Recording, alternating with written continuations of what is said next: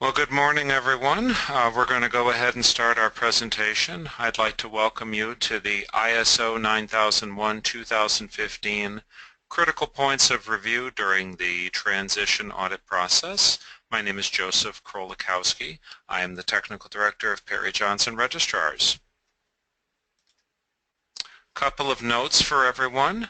All participants are on mute, but we absolutely want your questions. We want to address your questions, so please utilize the question portion of the dashboard. We will address your questions at the end of the presentation. The presentation will be available for download shortly after we're finished today, the slides. And the webinar can be reviewed on our website under previously recorded webinars, and that's also free. Our topics for today, we're going to have an examination of how the transition process will be handled. We'll explore the projected amount of additional time needed. We're going to have an in-depth look at the new audit content, as well as a summary of how the audit will differ from the 9001-2008 audit, some concluding remarks, and then your questions. As to how the transition will be handled, we are offering three approaches in addressing the transition. The preferred approach is to transition as part of the recertification audit. Now, obviously that's ideal because the recertification audit already includes additional audit time, and it already includes a new certificate. Now, if you prefer to transition as part of a surveillance audit, we offer that option as well, either an annual surveillance or a semi-annual surveillance. Now, if you wish, if you're already part of under a semi-annual surveillance frequency and you wish to have the transition be done over 2 consecutive semi-annual surveillance audits, we can accommodate that as well. We do prefer that the transition be done in a single step, but obviously we want to accommodate you. Now, if you choose to transition as part of a surveillance audit, what you're going to receive is a revision to your existing ISO 9001-2008 certificate. So let's go ahead and take a look at how that will work. So let's say that we had a company that had a certification issued in January 2016 to ISO 9001-2008. And we would issue that cert, and let's say it's cert number 2016-12345, issued January 15th, 2016, and expiring September 14th, 2018. Now that's obviously due to the mandatory cutoff that was established by the ISO for any ISO 9001-2008 certifications. After September 14th of 2018, those certifications and the standard itself will no longer be valid. So in build up to that, the organization completes their transition, say in early 2018, and they receive then a revised certificate because they had to do it as part of a surveillance audit. So you'll note that the cert number is the same, C2016-12345, but it now has a -R1 on it, which stands for Revision 1. You'll note that the issue date is the same, January 15th, 2016, but now the expiration date bears the full 3-year period, January 14th, 2019. So now we are at a full 3-year cycle for that certificate. Now, in terms of the additional amount of audit time that is needed, now if you choose to do your transition audit as part of a surveillance, we do have to add a small measure of audit time to the audit, and that's going to be based on the fact that there's additional new requirements that need to be verified. Now, we've actually prepared a special internal grid, which is company confidential, but we can confirm a couple of key details. Most average-sized companies are only going to require an additional half-day or 4 hours of audit time. There are going to be some companies that will be able to transition with no added audit time at all. You can get further information on this through either your PJR scheduler or sales representative. Now, in terms of the anticipated new audit content, what is going to be looked at that's going to be new for you as part of the transition audit? We're going to go through these now kind of clause by clause and try to highlight how this will be approached from the auditor's perspective. And we begin in section 4.1. Most of these requirements that are new are found in sections 4, 5, and 6.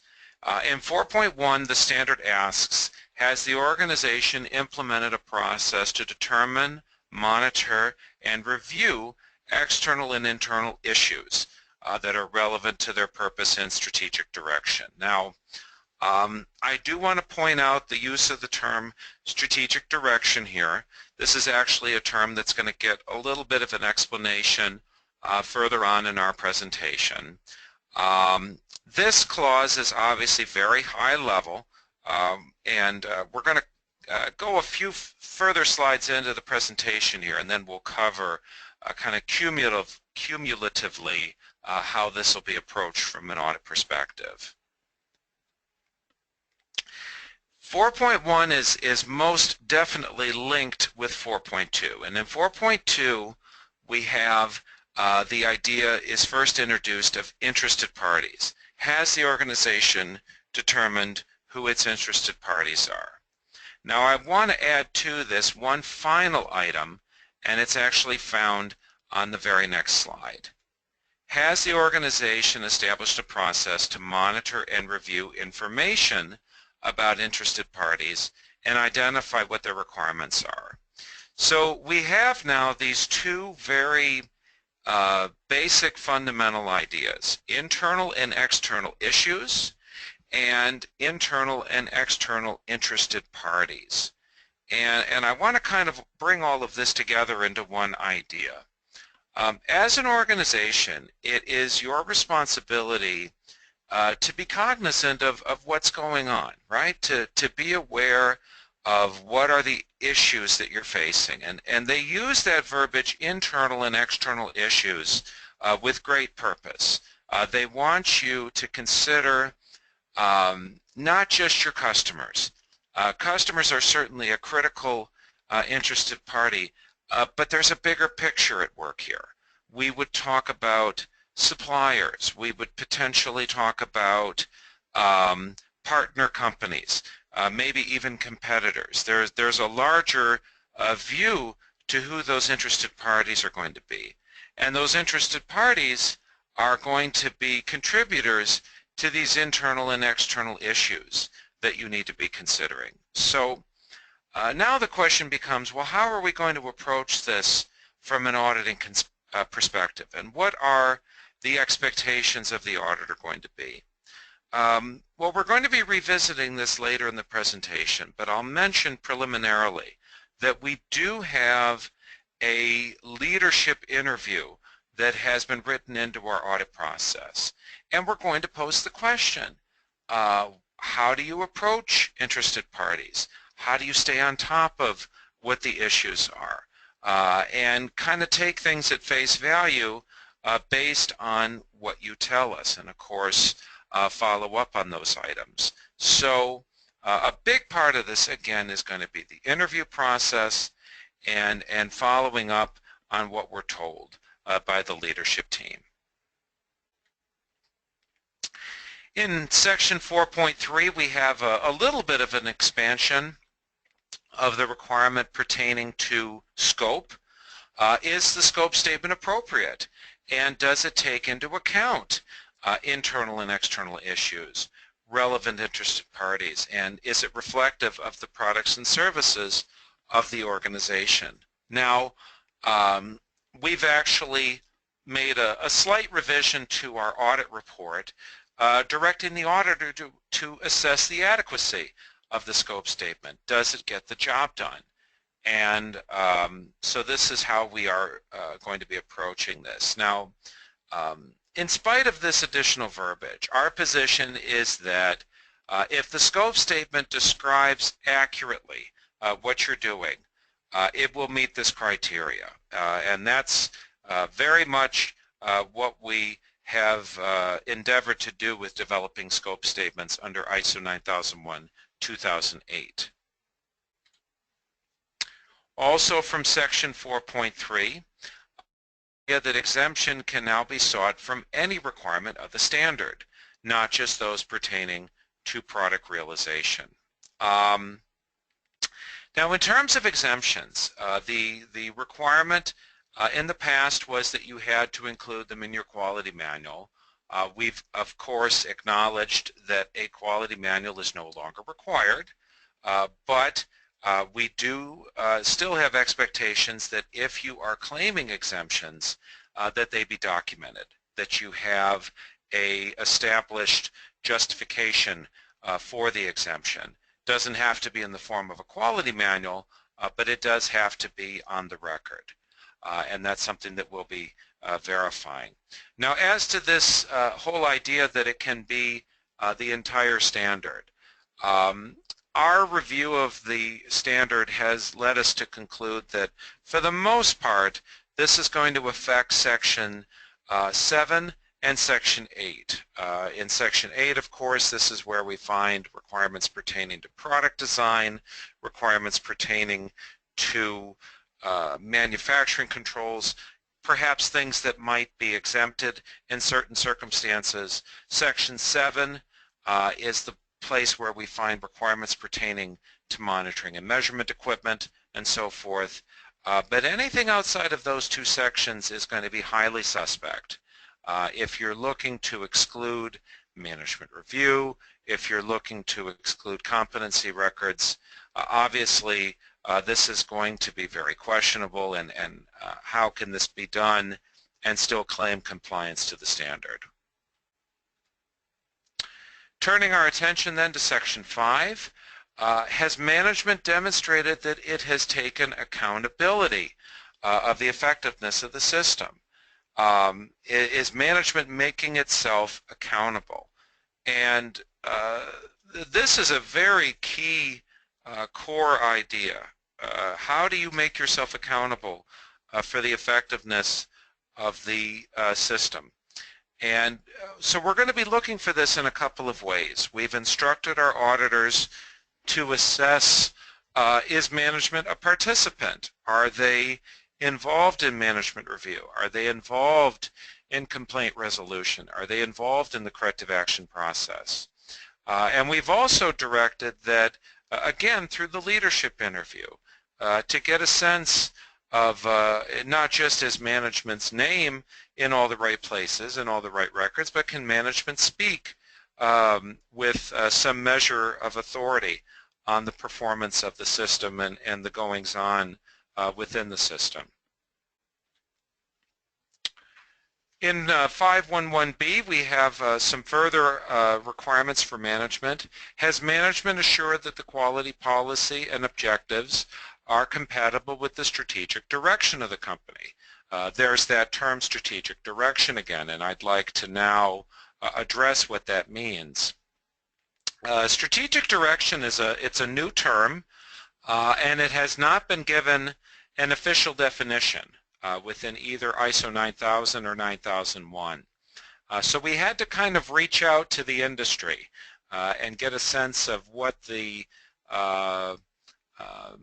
accepted interpretation of that term was. And at the moment, the current general consensus is that strategic direction refers to the organization's vision of where they want to be.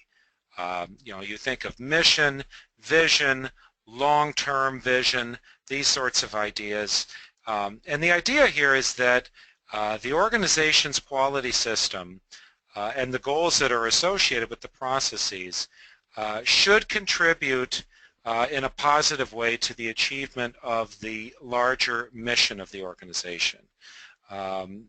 So in other words, if we are meeting our goals that we've established in the short term now, that's going to be a positive positive contributor to the achievement of the longer term goals. So how are we going to be looking for this? We're going to be looking at the management review meeting minutes. We're going to be, again, talking to leadership. We'll be looking at business plan minutes, operational memorandums, things of this nature. In 511C, has management assured that quality management system requirements have been integrated into business processes? Kind of an interesting new direction for the standard. In the past, you know, things like accounting and what companies considered business processes, these things were considered off limits in the audit process. And for the most part, that's still true.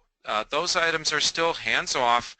We're not going to be digging into your ledgers. We're not going to be digging into your balance sheets and things of this nature. But there are a couple of items that we can look to from 9001 and concede that these are good things to incorporate into business processes.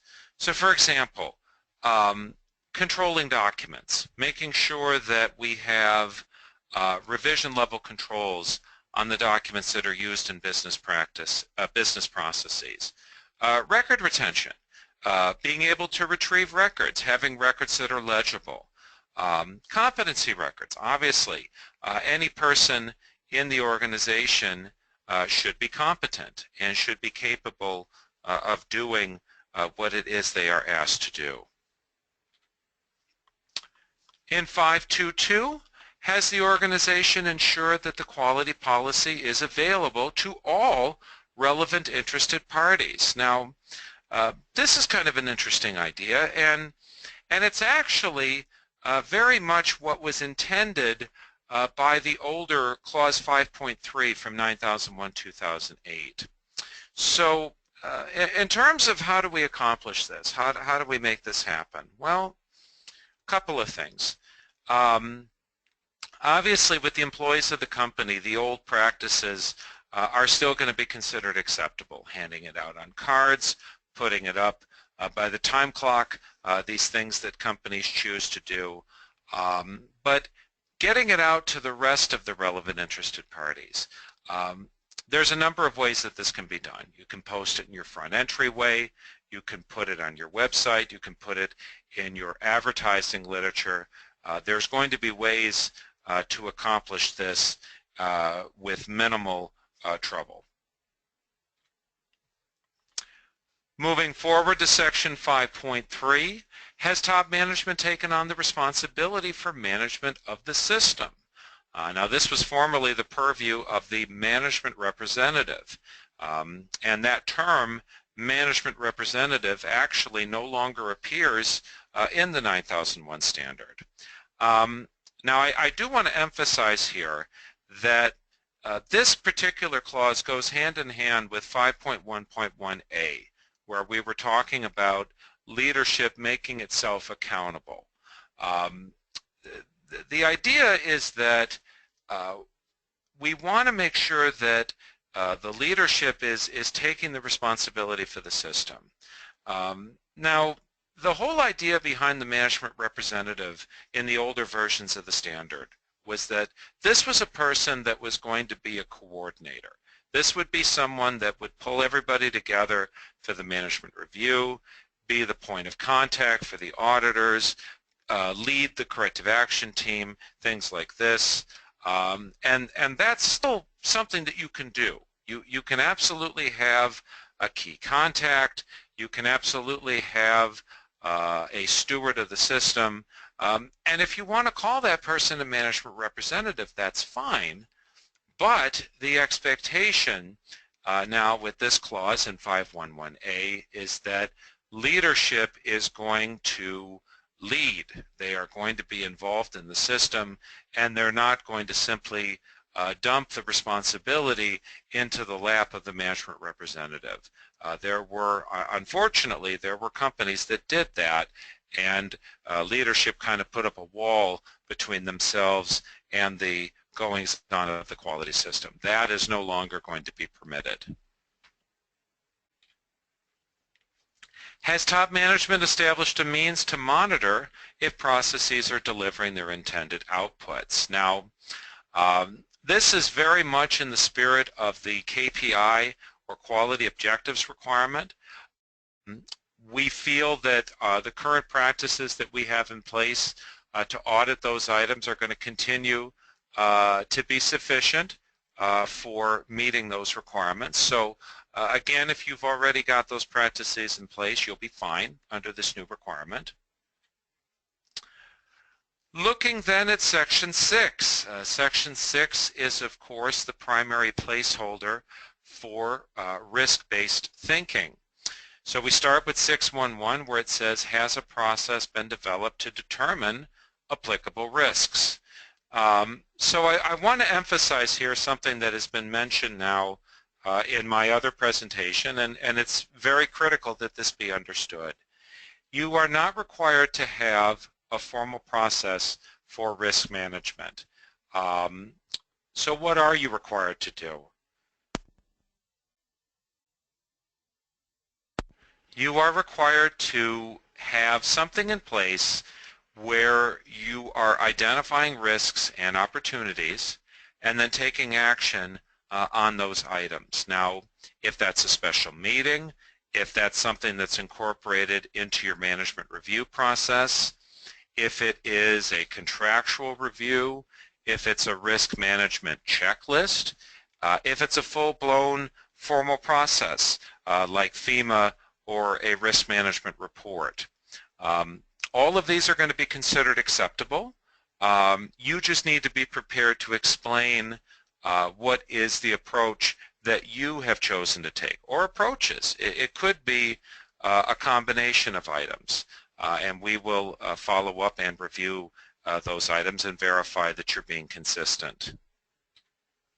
Here's the other half of that requirement in 6.1.2. Do we have a process to address those risks and to evaluate the effectiveness of actions taken? Looking then to section 6.2, which is the new primary clause that pertains to objectives, are quality objectives relevant to conformity of products, and do they enhance customer satisfaction? Now, kind of an interesting idea here, and I want to be sure that it's emphasized that you do not have to exclusively have objectives that are rooted in customer satisfaction or product conformity. There are companies out there that, for example, have safety objectives, or they have objectives that are rooted in financial items, things like profitability or growth, things of this nature. Those are completely fine. You can absolutely continue to have those items, but you have to be sure that at least some of your objectives are going to be relevant to product conformity and relevant to customer satisfaction. So bear those things in mind. Now, for most of you, probably your objectives already meet this criteria. We're certainly no different now in how we're assessing this requirement, but this is just a little extra clarification on what the expectation is.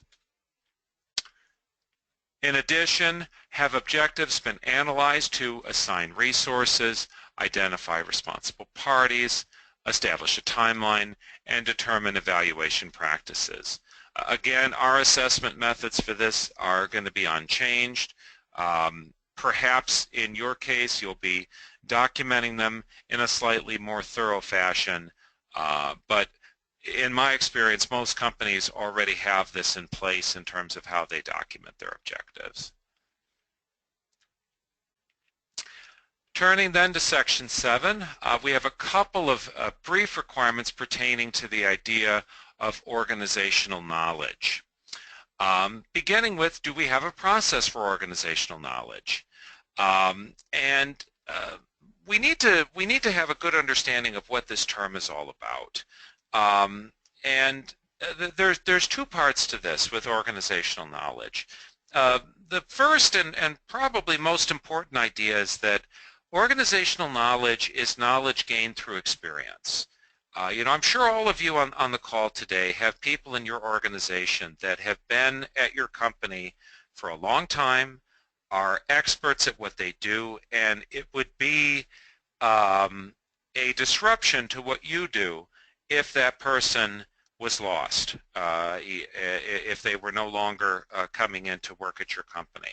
So what the standard says is, you need to find a way to retain as much of what that person knows as possible. So whether that is having that person develop training materials or doing cross-training with other staff members, having work instructions be developed based on what that person knows. These are all ways that we can retain organizational knowledge. The larger idea here, of course, is we don't want the quality system or the ability to make a conforming product to be brought to its knees by the loss of one person. That's kind of the larger idea here. Now, the other half of organizational knowledge is related to the idea of looking forward. You have to be able to learn from past mistakes. You have to be able to improve your processes. So if you have complaints that come up, if you have issues that come up, and you're seeing a pattern and you're seeing things that are coming, how do we plan for the future? How do we make sure that we've got the competency that we need going forward? That's kind of the other half of what they're going for with organizational knowledge. And that's actually expressed here on this slide. Have we established a process to assess our existing competencies against changing needs and trends? What's coming? What do we need to be ready for competency-wise? If we look at Section 8, we've got a couple of new items that are inputs for product design. First, do design inputs include standards or codes of practice that the organization has committed to implement? This item is very similar to the statutory and regulatory inputs that we have mentioned in 9001-2008. I think this is, frankly, a kind of an expansion on that item. It's intended to get you to consider other items as part of your development of a product, design of a product. Additionally, do your inputs consider potential consequences of failure due to the nature of products or services? Now, this is only going to really be applicable in situations where you are designing an item that is an end-user product. Perhaps other circumstances as well, but primarily if you're designing something that is an end-user product. Now, what are some of the manifestations of this? Well, is there safety issues to consider? Are there financial issues to consider if your product fails? When you consider these items, is it possible that those items would have an impact on how you design that product? So these are going to be some of the things that the auditors will be looking at when the design records are reviewed. Section 8 also has a couple of requirements pertaining to external providers. Is there a method in place for communicating your intent in control and monitoring of external provider performance to the external providers? In other words, do you let them know how you're going to be monitoring them? And that's that's a new requirement. That's a little bit of a change to the requirement. Now, obviously, how do we communicate with suppliers or external providers? There's lots of ways. We have purchase orders, we have contracts, websites, and so forth, all useful ways for getting this sort of information into the hands of the external providers. Have controls been established for external provider property where ownership does not transfer to the organization? Now, I'm sure many of you on the call are familiar with the customer property requirement. This, of course, refers to if a customer provides you with some form of property, whether that be raw material or dunnage or measurement devices or things of this nature, you have a responsibility to maintain those items and ensure that they don't become damaged. And if they do, that needs to be reported and recorded. Well, that has been expanded now to include external provider property. So what are some possible manifestations of external provider property? Well, let's say that you have the need to set up a powder coat station in your facility. Powder coating, of course, that's kind of an expensive investment. So the supplier that you purchase your raw materials from leases you a powder coat booth, and they retain ownership of it, but it's in your facility. Well, that's a form of external provider property, and you just need to be sure that you have a process in place for knowing what you have in your facility that belongs to external providers, and for recording and reporting damage or other concerns to the owner. Have controls been established for the expanded list of applicable post-delivery activities? And for this, of course, we turn to Section 8.5.5. Now, for the most part, these clauses pertain to warranty-type activities. The examples that are given are warranty, maintenance, recycling, final disposal. But I do want to point out in subclause E of 855, it does talk about customer feedback.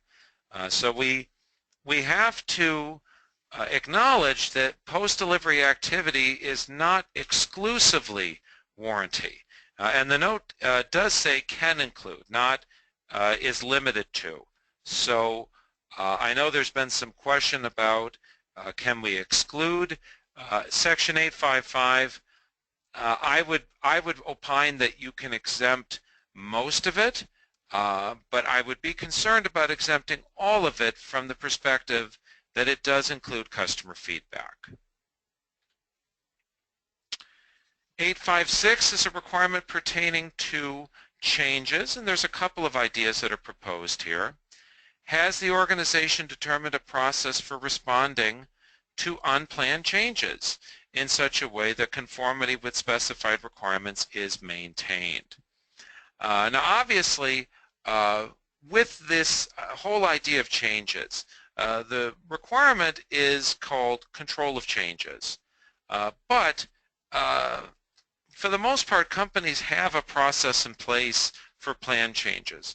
Our analysis of this was concerned about the idea of unplanned changes. What happens if we have an unplanned change? And so that got us thinking about, well, what are some of the triggers for unplanned changes? We might have a loss of key personnel, a loss of key equipment. We could have a customer complaint. We could have a product rejection. So hopefully there are things in place for those types of events. Hopefully there's a corrective action process, a customer complaint resolution process, and so forth. 856 also indicates that do we have a method in place for retaining documented information about those changes, including who authorized the change and actions arising from the change. And again, we would look to the same types of items. Turning our attention then to Section 9, we actually have three new items that are going to be input for the management review meeting process. We're actually going to go through these kind of one by one. Does management review include discussion of internal and external issue changes, including the effect on the strategic direction of the company?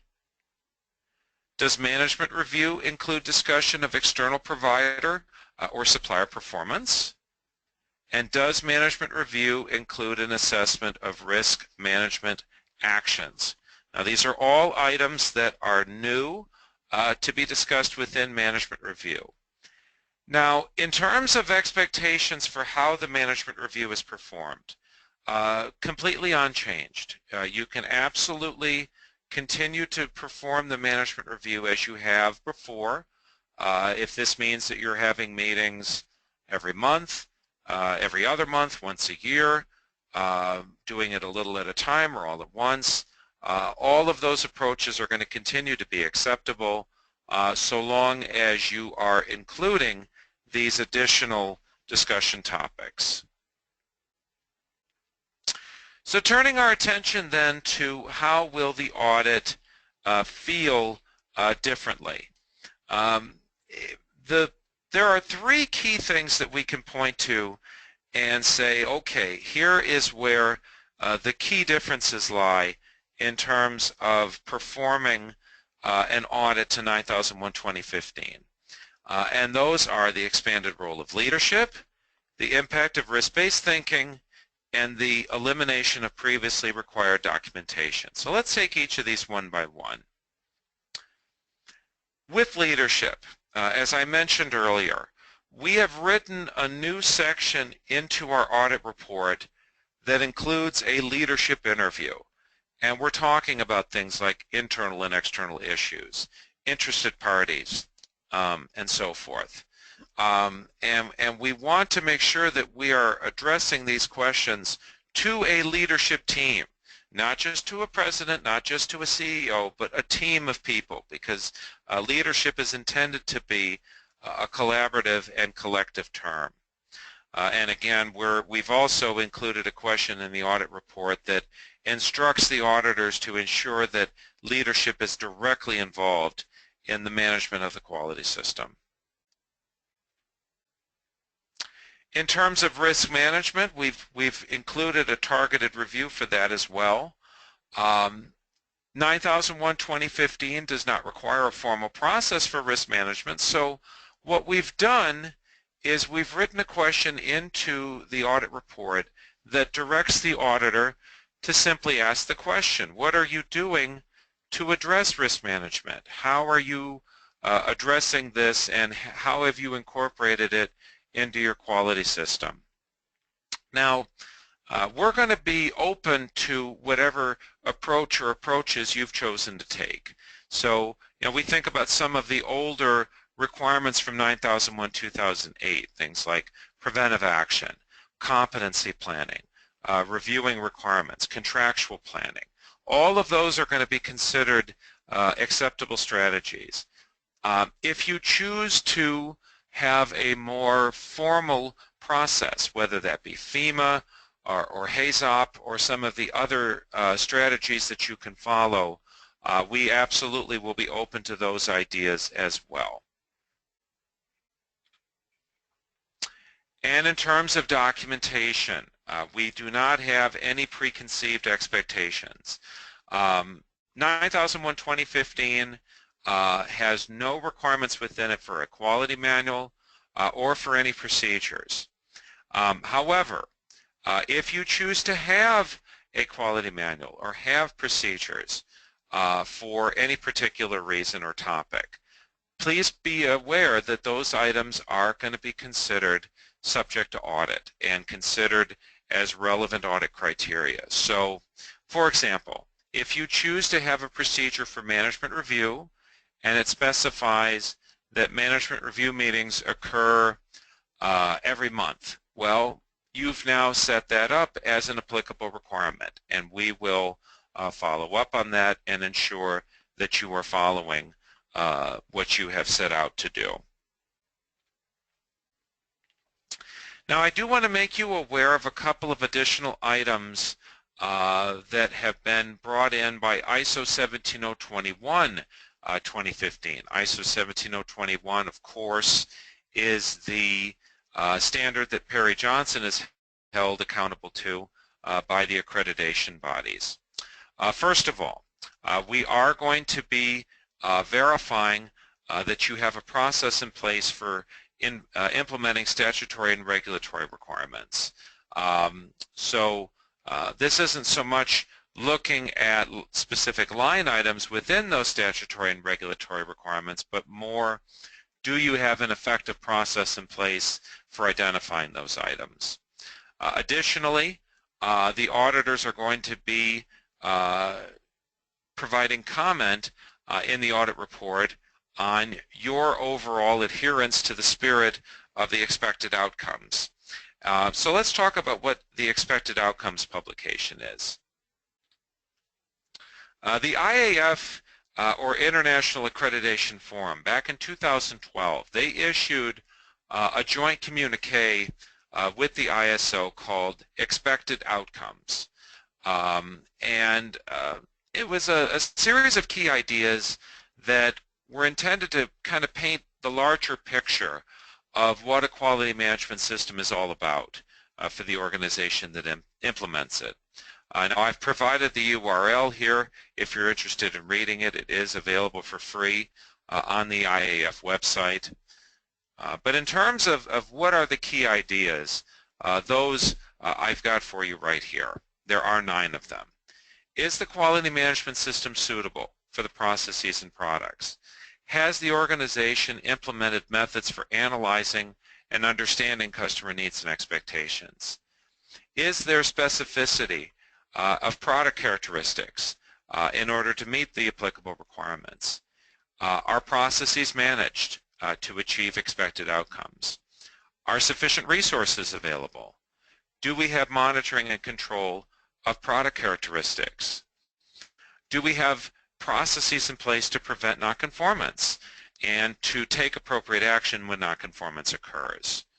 Do we have effective processes for internal audit and for management review? And finally, are we monitoring, measuring, and continually improving the quality management system? Now, to the letter, every single one of these ideas is present in ISO 9001 in one way, shape, or form. So really, this is an expression in a kind of a summary fashion of these requirements and just bringing them out for added emphasis. Now, in terms of how the audit will be the same, remember first of all that this is an audit of your processes, and that is unchanged. We have been auditing processes now for over 13 years, and element-based audits have been obsolete now for about 15 years. So when we come to your organization, we still have to learn about what your process is. We have to observe the process. We have to interview people. We have to review documented information. None of that is any different compared to how it was under ISO 9001 2008. And you're still going to be expected to demonstrate that the requirements of the standard have been addressed through the processes that have been established. And again, that is unchanged. So in conclusion, PJR is ready to ensure that your transition to ISO 9001 2015 is smooth, and we are confident that for the vast majority of our clients, this transition will proceed with minimal difference from past assessments, and that the new standard brings with it a host of benefits. I would like to invite you to tune in for one of our other webinars, ISO 9001 2015, Preparing for a Successful Transition. That's delivered every other month. It is an overview of the development of the standard, a look at the timeline, a review of the format and layout of the standard, as well as some answers to some common questions that we've gotten. Interaction of processes and its importance to a successful audit, also shown every other month. It's an exploration of the critical topic of processes and how to understand them. What to expect during your Stage 1 audit. It's a new webinar. It's actually been presented now a couple of times, and it's an exploration of what goes on during the Stage 1 audit process. I do invite you to keep in touch. We would like to be able to provide you with the latest news automatically. If you visit our website at www.pjr.com, go to the bottom of the page and put your email address in and click subscribe, you will automatically receive updates on things that are happening with the standards, changes at PJR, and other points of information. I do thank you for your time, and at this time I will unlock the question dashboard. Okay, we've got a question from my old friend Devin Jackson. Hello, Devin. In regards to top management knowledge and involvement, would these clauses be satisfied by the involvement of the location management team if leadership is located out of state? And in Devin's case, that absolutely applies. Yes, site management would be considered appropriate as they are responsible for the day-to-day operation of the facility. So for you larger corporations out there where you have corporate leadership and site leadership, the site leadership team would absolutely be considered acceptable. Rick Chalmers asks, what happened to Clause 8.5.4 preventive action? Well, Rick, preventive action is no longer included in the 9001 standard. The ideas that were found within preventive action are considered, at least partially, part of the risk requirements now found in Section 6, but you're absolutely right. There are no longer any clauses specifically for preventive action. Rick Chalmers also asks, have we heard anything about the TS standards? We have indeed. The new standard for 16949, that's called IATF 16949, has been published. It was actually published this month, and you can find out more about that at the IATF website. Michelle Davis Lawson asks, since no quality or procedures manual are required, how are requirements to be documented for review and objective evidence? Well, Michelle, organizations are going to be permitted to decide for themselves what it means to have control over their processes. And if that means procedures, fine. If it means computerized controls, that's also okay. I suspect for a lot of companies, they're still going to utilize procedures for certain tasks, but the difference is they're no longer mandatory. But in terms of what would we be looking for objective evidence-wise, well, bear in mind there's a number of ways we can learn about a process. We can interview people, we can observe the process at work, we can review records that are generated from that process. A procedure is a part of how we would assess a process, but it's not exclusively the only way to approach it. Are there any other questions today?